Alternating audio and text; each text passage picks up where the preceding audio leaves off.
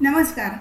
अनंत दामोदर आठवल्यांचा मनोबोध म्हणजे श्री समर्थांच्या मनाच्या श्लोकावरील प्रवचने आपण वाचतो आहोत.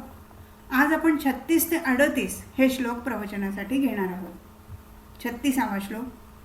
सदा सर्वदा देव सन्निध आहे, कृपाळूपणे अल्पधारिष्ट पाहे, सुखानंद आनंद कैवल्यदानी, नुपेक्षी कदा रामदासाभिमानी.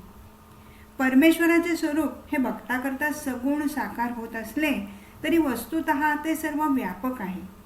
मया ततमिदं सर्वं जगदव्यक्त मूर्तीना असे गीता सांगते. हे या दृष्टीनेच आणि तो प्रत्येक प्राणीमात्रांच्या हृदयातही वास करतो असे शास्त्र सांगते. तेव्हा भक्तावर आलेले संकट ईश्वराला आधी कळावे लागते आणि ते नाहीसे करण्याकरता तो दुरून कुठून तरी धावून येतो असे समजणे हे अज्ञानाचे लक्षण आहे. ईश्वर जवळच आहे तर मग संकटे येतातच का आणि आली तरी ती लगेच नष्ट होत का नाहीत असा प्रश्न सश्रद्ध म्हणणारी माणसेही विचारतात. समर्थ त्यांना या श्लोकात उत्तर देत आहेत. समर्थ म्हणतात, परमेश्वर सर्व व्यापक असल्याने तो सदा सर्वदा प्रत्येक माणसाच्या जवळच आहे आणि तो जे देतो ते काहीतरी क्षुद्र किंवा सामान्य असे नसते. ज्यात दुःखाचा लवलेशही नाही अशा निरतिशय सुखाने भरलेला जो मोक्ष, केवळ आनंद हेच ज्याचे स्वरूप, असा मोक्ष भगवान भक्तांना देत असतो. आणि असा बहुमोल ठेवा सांभाळण्याची पात्रता आहे की नाही हे पाहण्यासाठी देव साधकाची परीक्षा पाहत असतो. या परीक्षा पाहण्यालाच आपण संकट समजतो आणि म्हणून त्याला आपण कंटाळतो. उन्हाळ विद्यार्थ्याला जसे परीक्षा हे संकट वाटते आणि मग त्याचे डोके दुखू लागते तसेच आपले होते. परीक्षकाला आपण दुष्ट समजतो आणि म्हणून आपली भाषा उत्तीर्ण किंवा पास झालो आणि अनुत्तीर्ण नापास केले अशी असते.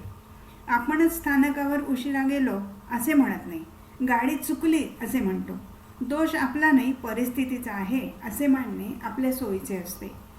खरा निष्ठावंत साधक हा संकटाने कधी डगमगत नाही. तुका म्हणे गर्भवासी, सुखे घालावे आम्हासी अशी श्री सद्गुरू तुकाराम महाराजांप्रमाणे किंवा विपदा संतू न शाश्वत अशी माता कुंतीप्रमाणे आपल्याला विचित्र वाटणारी मागणी त्यांची असते. प्रगती केव्हा होते, कशी होते, एखादी हवी वाटणारी वस्तू किंवा विद्या कशी मिळते हे आपण जर नीट लक्षात घेतले तर कृपाळूपणे अल्पधारिष्ट पाहे या वचनाची यथार्थता समजेल. पोहायला शिकवणारा शिक्षक आणि लेकराला चालायला शिकवणारी आई यांना कोणी दुष्ट, कठोर अशी विशेषणे लावेल का? शिक्षक नको नको म्हणत असताना पाण्यात खेचतो, आधाराचा हात अचानक न कळत काढून घेतो, त्यावेळी नाकातोंडात पाणी जाऊन जीव घाबरा होतो आणि मनुष्य घाबरला की नाकातोंडात हटकून पाणी जाते आणि असे झाल्याशिवाय पोहायला कधी येत नाही. पडल्याशिवाय कोणत्याही मुलाला कधीही चालता आले नाही. कित्येक वेळा पडल्यामुळे रडू येईल इतकेही लागते. काही मुले पडू या कल्पनेने आधीच रडतात आणि तरी समोर उभी असलेली शहाणी आई त्या पडण्या रडण्याची अगदी उपेक्षा करते, हसत उभी राहते. आता आईला मुलाचे प्रेम नाही असे म्हणणार का? दुचाकीवर बसायला शिकायचे म्हणजे हातपाय खरचटून घेण्याची सिद्धता ठेवावीच लागते. कधी कधी गुडघे फुटतात, डोक्याला खोकही पडते. शस्त्राचा शस्त्रपणा त्याच्या तीक्ष्ण धारेत आहे आणि धार लावण्याकरता सहाण्यावर घासून घ्यावी लागते. हिमालयातील तीर्थयात्रेचा आनंद मिळवायचा म्हणजे थंडी सोसावी लागते. विलक्षण चढ उताराच्या रस्त्याने पायात गोळे येईपर्यंत, गुडघे ठणकेपर्यंत चालावेच लागते. यातील प्रत्येक गोष्ट ही कष्ट देणारीच आहे. ते संकट म्हणून त्याची भीती बाळगली तर प्रगतीला मुकावे लागते. कष्टाशिवाय शरीराची कार्यक्षमता वाढत नाही आणि कष्ट कधीही सुखावह नसतात. म्हणून संकटामध्ये उपेक्षा होते असे वाटले तरी कृपाळू परमेश्वर हिता करता तसे करत असतो हे साधकाने लक्षात ठेवले पाहिजे. धैर्य, धृती, निष्ठा, तितिक्षा या गुणांची परमार्थासाठी नितांत आवश्यकता आहे आणि या गुणांची कसोटी संकटाविना, प्रतिकूल परिस्थितीविना लागत नाही. स्वस्थे को यान पंडितः अशी स्थिती सगळ्यांचीच असते पण त्याचा काही उपयोग नाही. आईला जसे मुलाचे भित्रेपण, दुबळेपण सहन होत नाही तसे परमेश्वरालाही सहन होत नाही आणि म्हणून प्रारब्धादी कारणांनी जेव्हा साधकाभोवती प्रतिकूल परिस्थिती निर्माण होते तेव्हा शिक्षणाची ही संधी प्राप्त झाली आहे या भावनेने तो साधकाच्या सहाय्याला लगेच धावत नाही. भावनांना उत्कटता आपत्तीत जशी येते तशी अनुकूल असताना येत नाही. माणसाची श्रद्धा किती पोकळ असते, स्वार्थी असते याची उदाहरणे पुष्कळ दिसून येतात. संकट आले म्हणजे आमचे सुख देवाला पावले नाही असे लोक बोलतात. जणू काही त्याच्या सुखाचा देवाला मत्सर वाटला आहे. कारखानदाराचे वैभव पाहून कारकुनांनी जळफळावे अशी का देवाची स्थिती असते? तो षड्गुणैश्वर्य संपन्न आहे, लक्ष्मीपती आहे, सच्चिदानंद स्वरूप आहे. त्याला कोणाचा हेवा वाटण्याचे कारणच काय? माणूस ही कुकल्पना करतो तेव्हा देवाचे काहीच बिघडत नाही, पण यावरून माणसाची पातळी कोणती हे मात्र समजते. खरे म्हणजे साधकाने प्रत्येक आपत्ती हा एक नवा धडा आहे असे मानले पाहिजे. त्यामुळे क्वचित शरीराला थोडे कष्ट होतील, पण त्यामुळे मनाची प्रसन्नता आणि बुद्धीची विवेकशक्ती चढती वाढती राहील आणि तसे राहण्यात फार आनंद आहे. थोडेसे मनाविरुद्ध घडले की माणसे क्षुब्ध होतात. त्यांचे डोके गरगरते, अंग थरथरते, काही सुचत नाही, कुठे लक्ष लागत नाही, संताप अनावर होतो. हे असे काय कामाचे? कोणत्याही परिस्थितीत मन शांत राहिले, बुद्धी स्थिर राहिली तरच बाहेर पडण्याचा मार्ग दिसूही शकतो आणि त्या वाटेने जाताही येते. मनःशांती टिकणे हे परमेश्वराच्या दृढ श्रद्धेचे फळ आहे. सुदामदेव म्हणतात, नियती घेऊन दुःखे भारी, कष्ट विण्यामज येते दारी. तरी टाकीते श्वास हाताशी, बघून मला तव पदकमलासी. सुदामदेवाची ही जी भावना आहे ती साधण्याचा अभ्यास साधकाने केला पाहिजे. संकटाच्या वेळी धीर सुटू देता कामा नये. आपण तूप, तेल, पाणी साठवण्यासाठी भांडे घेतो, ते फुटके नाही असे निश्चयाने पाहतो. फुटक्या भांड्यात भरलेले पदार्थ गळून वाया जातात. मोक्षासारखे असामान्य आनंद वैभव ज्याला घ्यायचे आहे त्याचे अंतःकरण ते धारण करण्यासाठी पात्र नको का? तिजोरी विश्वासू माणसाच्या हातात सोपवायची असते, चोराच्या नाही. महत्त्वाची कामे वेंधळ्या माणसावर सोपवली की कार्यानाश झालाच. शहाणी माणसे ते करत नाहीत, ती आधी परीक्षा पाहतात. परमेश्वर तसेच करतो. ज्या अंतःकरणामध्ये परमार्थ साठवायचा आहे त्या अंतःकरणाला अहंकार, कामक्रोध, मत्सर याची छिद्रे असता कामा नयेत. परमार्थ ही वस्तू फार सूक्ष्म आहे. नको त्या विकाराचे बारीकसेही छिद्र परमार्थाला साठू देत नाही. छिद्रे बुसवण्यासाठी भांडे तापवावे लागते, ठोकावे लागते, त्याला डाग द्यावे लागतात किंवा रोंगणही भरावे लागते. व्रते, वैकल्ये, पूजापाठ हे डाग देणे वा रोंगण भरण्यासारखे आहे. डाग देण्यासाठी पुन्हा पुन्हा तापवावे लागतेच. संकटे, आपत्ती, प्रतिकूल परिस्थिती हे तापवणे, ठोके मारणे यासारखे आहे. तेव्हा साधकाने दृढ श्रद्धा ठेवावी, विश्वास ठेवावा. परमेश्वर भक्तवत्सल आहे, कृपाळू आहे, सर्व व्यापक असल्याने सदा सर्वदा पाठीशी उभाच आहे. अशा निश्चयाने वागावे. आपत्तीमध्ये सहाय्य लाभले तर ती परमेश्वराची कृपा संभावी, नाही लाभले तर ती आपली कठोर परीक्षा घेतली जात आहे. यात पहिल्या क्रमांकाने उत्तीर्ण झाले पाहिजे म्हणजे चांगले पद मिळवण्यासाठी आपण पात्र ठरू. या निष्ठेने, विवेकाने वागावे, धैर्याने वागावे. योग्य ते प्रयत्न न कंटाळता, न खचता करीत राहावे. साधकाने खरोखरीच अहर्निश ज्याचा जप करीत राहावा असा हा श्लोक आहे. पुढचा श्लोक. सदा चक्र वाकासी मार्तंड जैसा, उडी घालतो संकटी स्वामी तैसा. हरिभक्तीचा घाव गाजे निशाणी, नुपेक्षी कदा रामदासावी मनी. भक्ताच्या रक्षणासाठी देवही उत्सुक असतो असे समर्थ कवी संकेताच्या आधाराने दिलेल्या उपमेने सांगत आहेत. चक्रवाक नावाचा काव्यामध्ये वारंवार उल्लेखला जाणारा एक पक्षी आहे.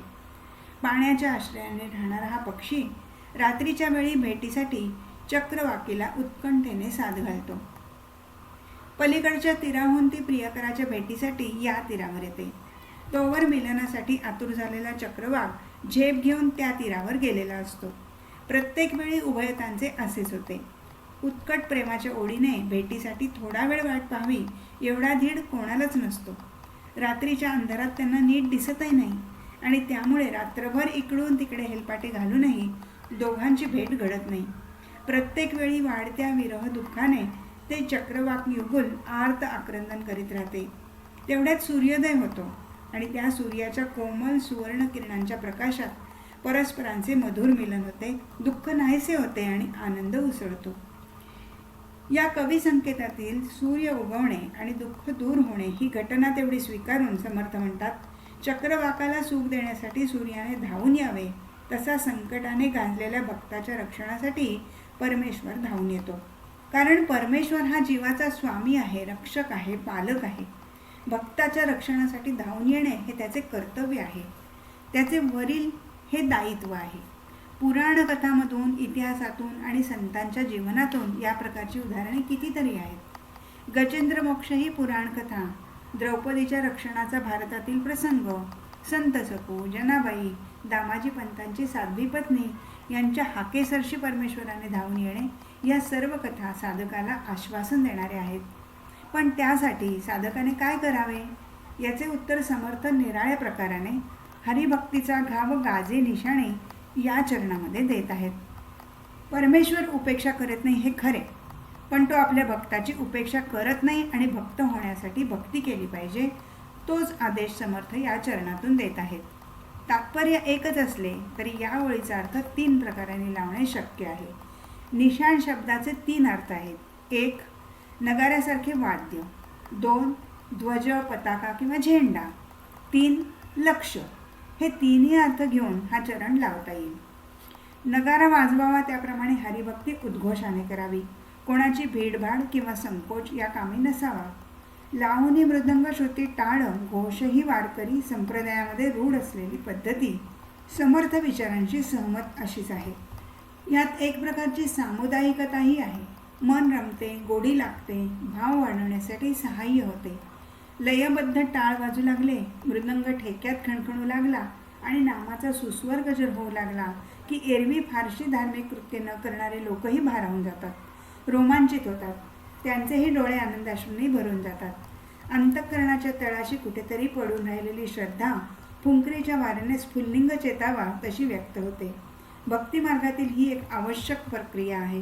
हरिभक्तीचे निशाण उंच फडकत ठेवावे, त्याचे फडकणे, डोळणे, गाजू दे, हाही दुसरा अर्थ आहे. भक्तीची उत्कटता, तिच्याविषयी असणारा अभिमान हे भाव या अर्थातून सुचवले जातात.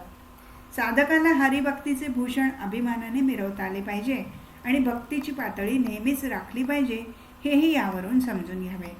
आपणही उद्धरून जावे आणि इतरांनाही मार्गदर्शन लाभावे. चांगल्या गोष्टीचा प्रचारही व्हावा, हाही उद्देश यावरील 2ही अर्थातून व्यक्त होऊ शकतो. लक्षवेधासाठी बाण फेकावा, तसे पारमार्थिक उद्दिष्ट साधण्यासाठी हरिभक्तीचा उपयोग करावा. एकाग्रता, स्थिरता, वेग या गोष्टीची सूचना या अर्थातून मिळते. परमार्थ साधनासाठी हे 3ही गुण उपयुक्त आहेत, हे तर सर्वमान्य होण्यासारखे आहे. दूरवरचे लक्ष अचूक वेधण्यासाठी शस्त्राच्या ठिकाणी आणि शस्त्र वापरण्याच्या ठिकाणी सामर्थ्यही अपेक्षित असते, हाही आशय पर्यायाने या 3ऱ्या अर्थातून निघतो. हरिभक्ती हे परमार्थ प्राप्तीचे असे समर्थ साधन आहे, हाही अर्थ साधकाच्या दृष्टीने महत्त्वाचा आहे.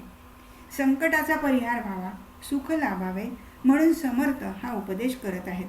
सतत नाम घ्यावे, अंतःकरणामध्ये श्रद्धा असावी, धीर धरावा.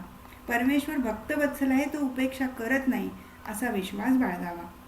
संकटाने गांगरून जाऊ नये हे सर्व सांगणे पुढच्या श्लोकातून राघवी बस्ती कीजे हा जो आदेश दिला आहे त्याच्या प्रस्तावनेसारखे आहे. सुख मिळाले पाहिजे, स्वास्थ्य लाभले पाहिजे, पाहिजे असे मनापासून वाटते ना, तर मग परमार्थामध्ये स्थिर होणे हाच एक उपाय आहे. शरीरधारणेसाठी उपयोगी पडणारे काही अंश प्रपंचात आहे हे निश्चित, पण तिथे सुखाची अभिलाषा करणे म्हणजे कांजी पिताना अमृताचे परिणाम अपेक्षणे आहे. वैभव, ऐश्वर्य हे सुखावह असते असे सामान्यतः मानले जाते. काही एका अंशात आणि प्रमाणात ते खरे आहे, पण सुखाचे तेवढे प्रमाण 2 प्रहरची ज्याला भ्रांत नाही आणि ज्याच्या निवाऱ्याची सोय आहे त्यालाही मिळते. मग ऐश्वर्याच्या मागे लागून नाना प्रकारची विवंचना लावून का घ्यावी? सतत एका प्रकारच्या ताणाखाली आणि भाराखाली का राहावे की ज्याचा परिणाम म्हणून सहज प्राप्त झालेल्या आरोग्याचाही बळी द्यावा लागतो? ज्याच्याजवळ सगळ्या प्रकारचे ऐश्वर्य आहे त्याच्या मनस्थितीचा आपण कधी शोध घेत नाही, म्हणून मोहाने त्या ऐश्वर्याविषयी आकर्षण वाटते. खरी वस्तुस्थिती समजत गेली आणि मनुष्य विवेकी असेल तर तो ऐश्वर्य आणि वैभव नको असेच म्हणेल. चांगल्या मार्गाने ऐश्वर्य मिळतच नाही आणि ऐश्वर्यामुळे सज्जनाचा अधःपात होतोच असे समजायचे कारण नाही, पण ऐश्वर्य ही गोष्ट प्रारब्धाधीन समजून प्रयत्नपूर्वक सन्मार्गाने चालावे हेच उत्तम. इंग्रजीमध्ये एका राजासंबंधी एक गोष्ट लहानपणी वाचल्याचे आठवते. एका राजाच्या ऐश्वर्याची, सर्वकष सत्तेची आणि विलासी जीवनाची थोड्या खेळीमेळीत असलेल्या अधिकाऱ्याने बरीच प्रशंसा केली. त्यावेळी तो राजा म्हणे काही बोलला नाही आणि एका समारंभात त्याने आपल्या या अधिकाऱ्याला भोजनाचे आमंत्रण दिले. समारंभ फारच ऐश्वर्यशाली आणि विलासी असा आखलेला होता. सगळीकडे थाटमाट आणि टापटीप याची विपुलता होती. खाद्यपदार्थ विपुल होते. नृत्य गायनासारखे रंगेल कार्यक्रम योजलेले होते. पण हा अधिकारी ज्या आसनावर बसला होता त्या आसनावर थेट डोक्यावर येईल अशी तीक्ष्ण धारेशी जड मोठी तलवार सुतासारख्या अगदी बारीक दोरीने टांगून ठेवली होती आणि ते पाहताच या अधिकाऱ्याची त्या समारंभाची चवच संपली. समारंभ संपल्यावर राजाने विचारले, मन रमले ना? तेव्हा तो म्हणाला, उठून गेलो असतो तो भित्रेपणाचा आरोप आला असता आणि इतरांच्या उपहासाला मी पात्र झालो असतो, म्हणून निरुपायाने मी समारंभात भाग घेतला. दोरी तुटून तलवार खाली येईल आणि अंगात घुसेल या भयाने व्याकुळ होतो. राजा म्हणाला, बाबा, आम्ही ऐश्वर्य भोगतो असे दिसते, पण आमच्या डोक्यावरची टांगती तलवार तुम्हाला दिसत नाही. तेव्हा सुखाच्या कल्पनेने ऐश्वर्याच्या मागे लागण्यात काही अर्थ नाही. आवश्यकतांची पूर्ती व्हावी लागते, त्यात संकोच बाळगण्याचे काही कारण नाही असे संत सज्जनांनीही म्हटले आहे. पण त्याचा लाभ घेऊन विलासालाच आवश्यकता मानण्याची, चैनीलाच गरज समजण्याची चूक कोणी करू नये. जगामध्ये 3च लोक सुखी असतात, वेडे, निर्लज्ज आणि हरिभक्त. यातील पहिल्या 2 गोष्टी चांगल्या नाहीत. वेड्याचे स्थान रुग्णालयात, दुसऱ्याने हवे तर राजकारणात पडावे, हे दोन्ही मार्ग भल्या माणसांचे नव्हेत. त्याला सुखासाठी करता येण्यासारखी एकच गोष्ट आहे, ती म्हणजे हरिभक्तीचा घाव गाजे निशाणी ही. या मार्गाने जाणाऱ्यांची देव कधी उपेक्षा करत नाही. 38वा श्लोक. मना प्रार्थना तुझला एक आहे, रघुराज थक्कीत हो निपाहे, अवज्ञा कदा हो यदर्थी न कीजे, मना सज्जना राघवी वस्ती कीजे. समर्थ म्हणतात, मना, तुला एक आग्रहाची विनंती आहे, प्रार्थना आहे. रामचंद्राविषयी तुझ्या अंतकरणात आश्चर्याची भावना सतत असू दे. रामचंद्रांचे दर्शन, स्मरण, भजन, पूजन हे प्रत्येक वेळी माणसाच्या मनात आश्चर्यचकित करणारे असले पाहिजे. एखादी अत्यंत प्रिय गोष्ट कल्पना नसताना अचानकपणे प्राप्त झाली म्हणजे आश्चर्याचा जो भाव उत्कंठित झालेल्या अंतकरणामध्ये दाटून येतो, तसा रामचंद्रांच्या संबंधात, ईश्वराच्या संबंधात, परमार्थाच्या संबंधात प्रत्येक वेळी उत्पन्न झाला पाहिजे. परमार्थाची जीवाला ओढ लागली असेल तरच ही गोष्ट शक्य आहे. परमार्थाची अशी ओढ लागणे हीच मोठी दुर्लभ अशी गोष्ट होऊन बसली आहे. याचे कारण एकच की विषयासक्त अंतकरणामध्ये परमार्थाविषयीचे उत्कट प्रेम मुळातच नसते आणि ज्याच्याविषयी ओढ वाटत नाही त्याच्याविषयी, त्याच्या प्राप्तीविषयी, दर्शनाविषयी मग आश्चर्याचा भाव उत्पन्न न झाला तर नवल वाटण्याचे कारण नाही. आश्चर्याचा भाव उत्पन्न होणे तेव्हाच शक्य होते की जेव्हा मन त्याविषयी प्रेमादराने पूर्ण भरलेले असते. समर्थ म्हणतात, परमार्थाविषयी, रामदर्शनाविषयी, साधनेकरता कराव्या लागणाऱ्या प्रयत्नांच्या विषयी माणसाच्या अंतकरणात कधीही अवज्ञा असता कामा नये. अनादर, तिरस्कार, आळस, कंटाळा, तुच्छता, उपेक्षाबुद्धी, टाकल्यासारखे थातूरमातूर काहीतरी करणे, सर्वांगीण प्रयत्नांचा अभाव असणे, सातत्य नसणे, सर्व शक्तीपणाला लावावी असे न वाटणे, ही सर्व अवज्ञेची लहान मोठी किंवा स्पष्ट अस्पष्ट रूपे आहेत. आणि आश्चर्याची गोष्ट अशी की ही सर्व परमार्थाच्या संबंधातच नेमकी प्रकट होतात. प्रपंचाविषयी असे वाटले तर ते एका दृष्टीने हितकर आहे असेच म्हटले पाहिजे, पण तिथे असे कधीच होत नाही. मनुष्य प्रपंचाविषयी आग्रही, उद्योगी, निष्ठेने सतत धडपडणारा असा असतो. तेथील अपयश त्याला प्रपंच विन्मुख करत नाही. तो निराळ्या मार्गाने, निराळ्या प्रकाराने पुन्हा पुन्हा खटपट करत असतो, कार्यप्रवण राहतो. प्रपंचात माणूस पक्का प्रयत्नवादी असतो आणि परमार्थात मात्र तो दैववादाची कास धरून वागत असतो. असेल आमच्या दैवात तर घडेल परमार्थ. जेवढे घडते तेवढे तरी काय थोडे आहे या भावनेने तो भजन पूजन करीत असतो. हे घडता कामा नये तरच परमार्थ साधेल, अन्यथा तो जे जे करतो ते सर्व वाया जाईल, निरुपयोगी ठरेल. परमार्थ हा माणसाचे आश्रयस्थान बनला पाहिजे. तो साधले तर केव्हा तरी करण्याचा तात्पुरता विषय असता कामा नये. यासाठी समर्थ सांगतात, मना, तू चांगला आहेस, सज्जन आहेस, सर्वदा रामचंद्राच्या जवळच निवास कर. रघुराज थक्कीत होऊ निपाहे या ओळीचा निराळ्या प्रकाराने अर्थ केला जातो, हेही लक्षात घेण्यासारखं आहे. मना, तू परमेश्वराची म्हणजे रामचंद्राची भक्ती इतक्या उत्कटतेने कर, परमार्थाविषयीची तुझी ओढ इतकी विलक्षण असू दे की परमेश्वराने राजाधिराज रामचंद्राने आश्चर्याने थक्क होऊन तुझ्याकडे पाहिले पाहिजे. तुझ्या निष्ठेविषयी अपरंपार कौतुक रामचंद्रांच्याच हृदयात दाटून आले पाहिजे. फार विलक्षण अशी गोष्ट समर्थ सुचवित आहेत. ईश्वराची भक्ती सर्वच करतात, पण हातीचेनी लीला कमळे पूजू तयाते असे देवालाच वाटायला लावणारी भक्ती केवढी थोर म्हणायची, ती साधली पाहिजे.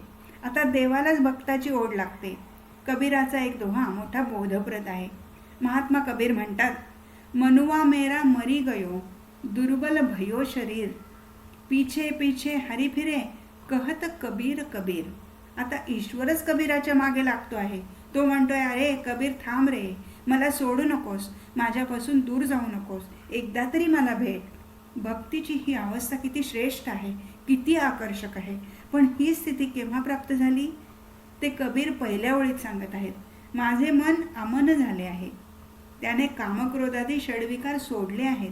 विषयांची हाव त्याच्या ठिकाणी उरली नाही. संकल्प विकल्पाने त्याला आता चंचलता येत नाही, म्हणजे मनाला मनपणच राहिलं नाही. ते आता प्रमाथी, हट्टी, दुर्निग्रह, चंचल असे राहिलेले नाही. ते जणू मरून गेलेले आहे. परमेश्वराच्या चरणी जणू पूर्णपणे लीन झाले आहे. साधनेच्या बळावर देहभाव जवळजवळ नाहीसा झाला आहे. देहाशी आता तादात्म्य राहिलेले नाही. आणि असे जेव्हा झाले तेव्हा मग ईश्वराला ओढ लागली. अशी अवस्था भक्ताला प्राप्त झाली पाहिजे. गोकुळातल्या गोपी, तुकारामासारखे महात्मे, नामदेवासारखे लढीवाळ भक्त या पायरीवरचे थोर पुरुष होत. हाच आदर्श साधकाने ठेवला पाहिजे. हे प्रवचन इथे संपलं. हरिओम तत्सत.